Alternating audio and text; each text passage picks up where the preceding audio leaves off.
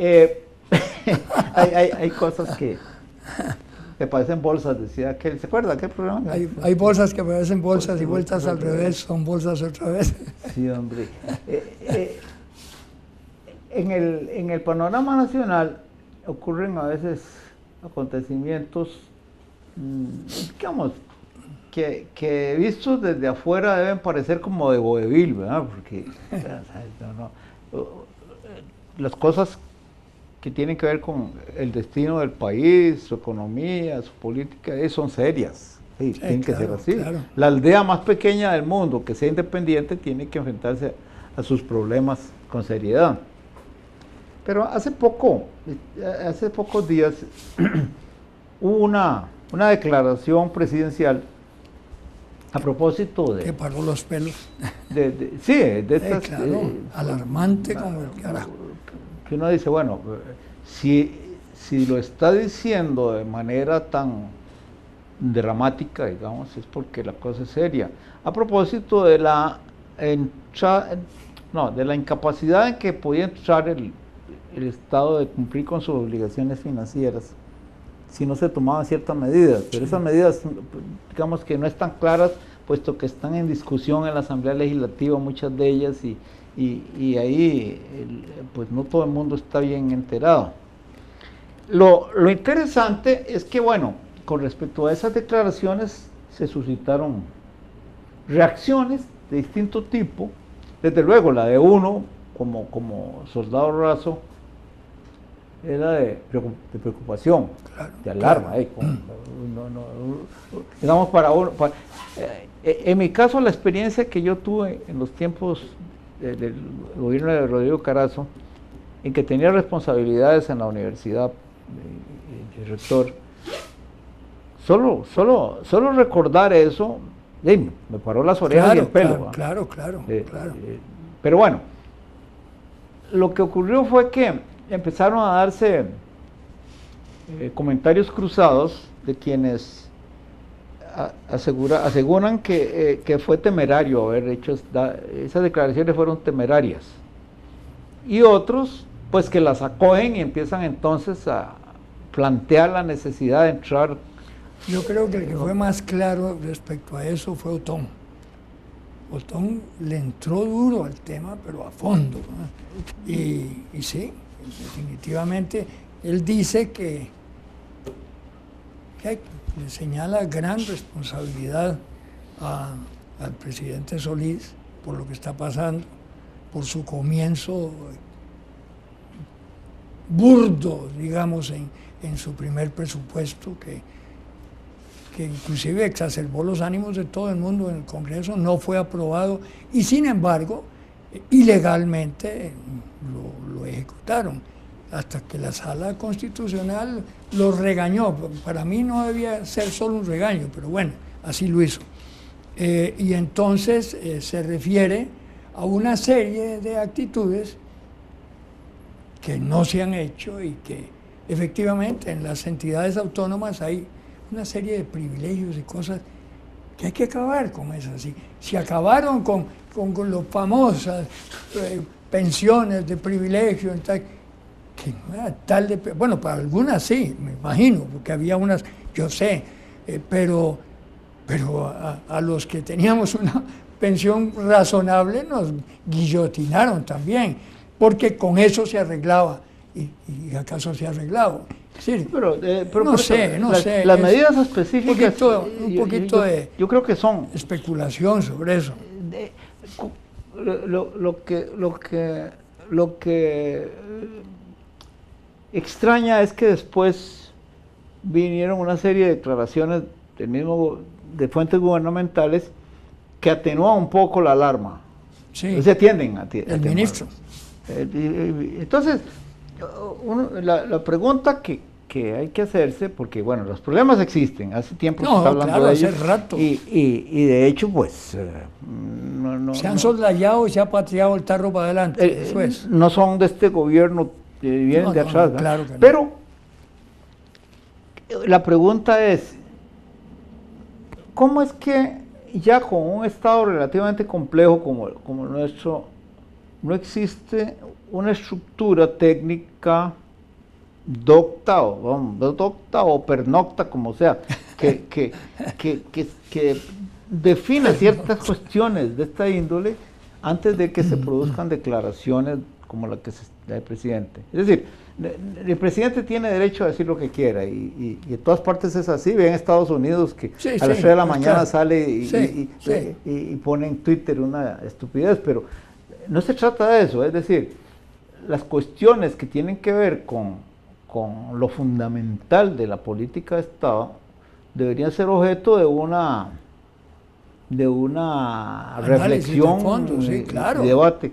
De hecho, incluso en los países donde hay monarquía, cuando hay una cosa de cierta índole, la declaración la hace el monarca, pero no es porque el monarca se despierta de mal café, sino porque hay un conjunto de personas que le escriben incluso el discurso, dicen lo que hay que decir para que el país salga ganando de la intervención del jerarca, del gobernante.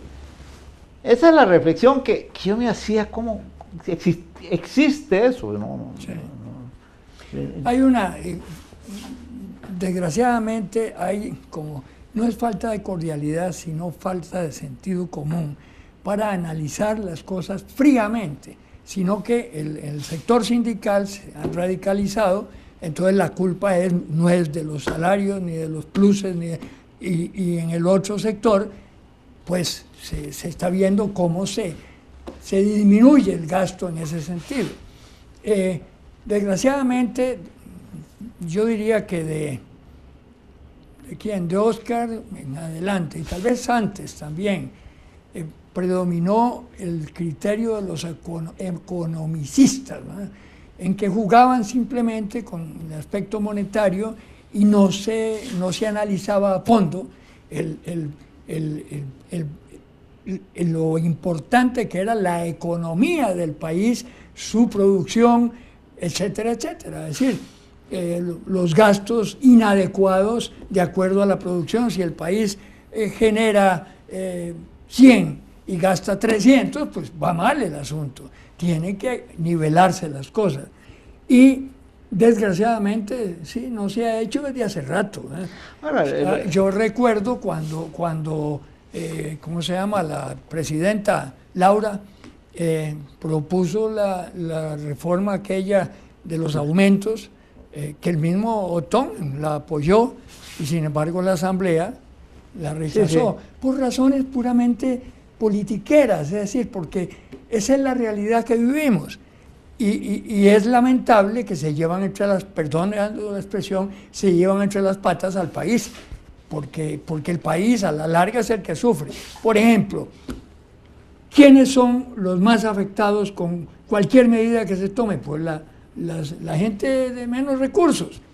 Y no se dan cuenta los grupos sindicales de que hay que buscar una fórmula de arreglo y que ellos son la piedra de toque. Entonces, sí, qué difícil es armonizar, por un lado, los grupos empresariales, a veces radicalísimos, ¿verdad? El caso de Otto Guevara, que todo lo presentan. Ahí está el planteamiento economicista, es decir, tienen razón por esto y esto y esto, y no le entran al problema seriamente. Y por el otro lado, los grupos sindicales radicales, que no quieren ceder absolutamente en nada. Se vio el caso con la Caja Costarricense de Seguro Social. Hay que hacer un arreglo definitivo. No, pero se oponen y hacen huelga y hacen un montón de cosas que no son la respuesta al problema. En fin, yo no sé, de veras yo estoy muy, muy desencantado de la inteligencia en el país. Como que falta, cordura, inteligencia, madurez y razonabilidad. No sé cómo se podría... A mí el asunto, la parte técnica de todo esto se me escapa, obviamente, no soy especialista, es un campo en el que yo pudiera decir cuáles son las líneas básicas de los problemas que hay. Bueno, está bien, pero lo que me parece es que al final las decisiones inmediatas que se toman son como casuísticas en general, no hay una visión, digamos, a mediano plazo, porque la visión a largo plazo ya no existe para nada. Eso es lo que falta, exactamente. Sí. De hecho, eso, inmediatez de todo, mañana, pasado mañana, eso es. Y bueno, y creo que no es un problema nacional, exactamente, por ahí andan las cosas en todo el mundo. La falsa celeridad, ¿no? Hay una sensación generalizada de que todo se avanza a pasos agigantados y uno se sienta a pensar, bueno, ¿qué es lo que avanza? Y la gente, yo creo que en la sencillez de la vida diaria, piensa que se avanza a pasos agigantados porque cada 6 meses el vecino compra un aparato un poquitito diferente al que ya tenía y yo tengo que comprar otro igual. Y eso es un avance. No, ahora hay una cosa, no sé si a mí realmente me asombra.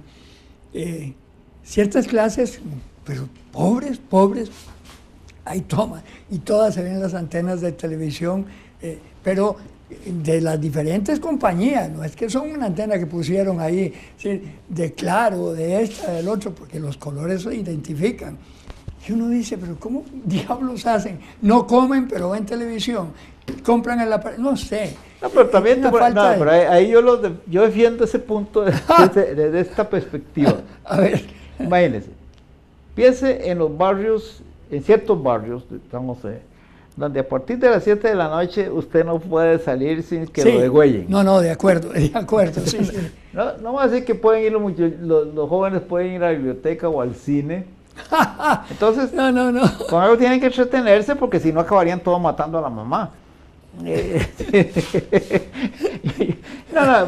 Porque eso no es tan caro, eso no es tan caro. Tenés razón.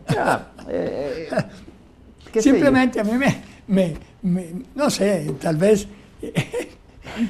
Yo me acuerdo, en la abuela, yo en ciertos momentos estaba conforme con ir a ver cine al aire libre en la plaza del barrio del Carmen. Ajá. Y claro, era el gato Félix y cosas así. Y bueno, pero a las 11 de la noche todavía podía estar... ¿Quién les daba el cine? ¿No era la Bayer? ¿Ah? ¿No era la...? Sí, claro, en el barrio Luján también. Sí. Y entonces de ahí, uno a las 11:30 de la noche podía estar todavía colgado a los palos del Parque Juan Santa María jugando escondido. Sí, claro. Y luego nunca supe de un infanticidio ahí. Y ahora tenemos un problema adicional. Las noticias que nos vienen de todo el mundo son tantas que si usted quiere encontrar infanticidios, se encuentra 7 diarios. Sí. Pero también se encuentra el infanticidio que ocurrió en Bangkok, el de Buenos Aires, el de París. Como en Buenos Aires se pierde un muchacho y no aparece, y nadie sabe qué es eso. Y cuando ocurre uno en Alajuela, nadie se da cuenta, pero no, yo no sé. Sí, es el mundo, está patas para arriba. No, digamos, no. Yo diría que nosotros envejecimos. No. Entonces, ya lo que está ahí... lo ve uno con otros ojos. Sí, yo todos los días cuando me despierto digo, no, voy a ser como el zoólogo marciano. El zoólogo marciano es un viajero extraterrestre que llega y se instala en un dron encima de las sociedades humanas y las ve y empieza como si estuviera uno en un zoológico, porque es lo único que nos queda, lo que la gente haga es difícil de interpretar, muchas veces son difíciles de aceptar los actos humanos, ¿verdad? La mayor parte de las veces, pero ¿qué gana uno con decir que no lo acepta? No, de acuerdo. No, y esa situación de violencia, y lo ve uno en todas partes, el cuento de las maras, en Los Ángeles, en Nueva York, y andan detrás de ellos y la mitad no los agarran y siguen aumentando. Sí, es una cultura diferente, no es cultura, es una cultura de la incultura, pero tiene sus ideas. Los sociólogos dicen que eso es cultura, que es cultura de él. Sí, claro. La forma de lo que hace el ser humano, que no sea comer, dormir y todas las otras cosas derivadas de eso, es cultura. Después de todo, si me he visto con taparrabos o me he visto con vestido entero, eso son manifestaciones de una cultura. Una cultura con la que uno vive, ¿verdad? No, es muy complicado. Bueno, pero qué difícil es aceptar esas cosas. Uno, como vos decís, hemos envejecido. Y entonces, bueno, yo viví un montón de años en El Salvador y todavía no habían llegado las maras. La Mara Salvatrucha nace en Los Ángeles, pero la bautizaron los salvadoreños, ¿verdad? Claro. Y es la más grande en este momento. De manera que no me tocó vivir eso. Poquito antes de salir yo de El Salvador fue el primer secuestro de Tomasito Regalado. Primero, yo viví, como 14 años en El Salvador. Y entonces, después cuando llegué a Colombia, claro que estaba la guerrilla activa y todo, pero muy atenuada, estaba, no sé, como que se habían medio integrado, había lucha y todo lo que quieras, pero no tan manifiesta como se puso después. Y entonces uno, no sé, como que ya tiene una formación diferente de paz. Es que en Colombia... de estúpida paz. En Colombia ha habido muchos periodos. Un día de estos, a propósito de un tema anodino, que es el por qué los escritores tienen que trabajar de jornaleros, de bolleros, de carteros, de taxistas, porque ese era el tema. Entonces, el que lo escribiera un colombiano, es muy buen artículo, pero obviamente menciona a varios autores colombianos, sí. y finalmente hay como 3 que viven de lo que escriben, los demás tienen que andar apuñalados por bollo y pan. Y cuenta una cosa muy que yo no me imaginaba. Álvaro Mutis. Ese es un buen escritor. Sí, claro, pero yo no esperaría que dijeran de Álvaro Mutis que él tenía que trabajar en ciertas cosas bastante, pues, digamos, corrientes, y entre las cosas que hizo en su juventud fue ser guerrillero en una de las luchas políticas que había en la época. Por ejemplo, hay una cosa que yo no sabía y me enteré en un último viaje, pero ya con pruebas evidentes de que así fue, de que el presidente actual fue guerrillero. ¿Cuál? ¿El Luis Guillermo? No el nuestro, el de allá. Ah, sí. Yo no sabía de todo. Al revés, había sido ministro de guerra de Álvaro Uribe y había sido radical en sus planteamientos. Entonces, para mí me resultó rarísimo que hubiera estado en una guerrilla. Sobre todo, yo lo conocía como uno de los dueños ¿cómo se llama? El periódico, no el Tiempo, sino el otro. Sí, bueno, que todos son del mismo apellido. Bueno, él fue director, dejó de ser uno de los santos de tu devoción. Exactamente, de los santos. Y una vez tuve inclusive una polémica con uno que era el director, que no sé qué me dijo, porque yo en una reunión había dicho algo, y entonces publicó un editorial muy duro contra el país, contra Figueres, ¿verdad? Y entonces yo le contesté que desgraciadamente en el mundo no todos los seres humanos eran santos. Y no me contestó nada, me mandó un recado, ¿cómo fue que dijo? Excelente apunte, como dicen ellos. No me contestó. Debe ser un compromiso muy grande apellidarse Santos, ¿verdad? Sí, sí, pues claro. Y llamarse Santos como Santos León Herrera. Don Santos León Herrera, ¿vos lo conociste? Debo haberlo visto, pero Sí, no. fue presidente de transición. Sí, sí, sí, claro. Ya, bueno, claro. Sí, sí, 48. Pues en el 48, ¿cuántos años tenía? Cuando terminó. 9. Como 9. Así, un carajillo. Sí, sí. Ya yo tenía 18 años, iba para 19, era tamaño. No, sí, es diferencia. Pero lo interesante es, ahora que hablas de eso, lo que uno recuerda montones de cosas. Incluso a veces recuerdo conversaciones, como dicen, verbatim, es decir, que como si estuviera grabadas. Verboten. Sí. Y qué raro, ¿qué es lo que hace que uno conserve esas...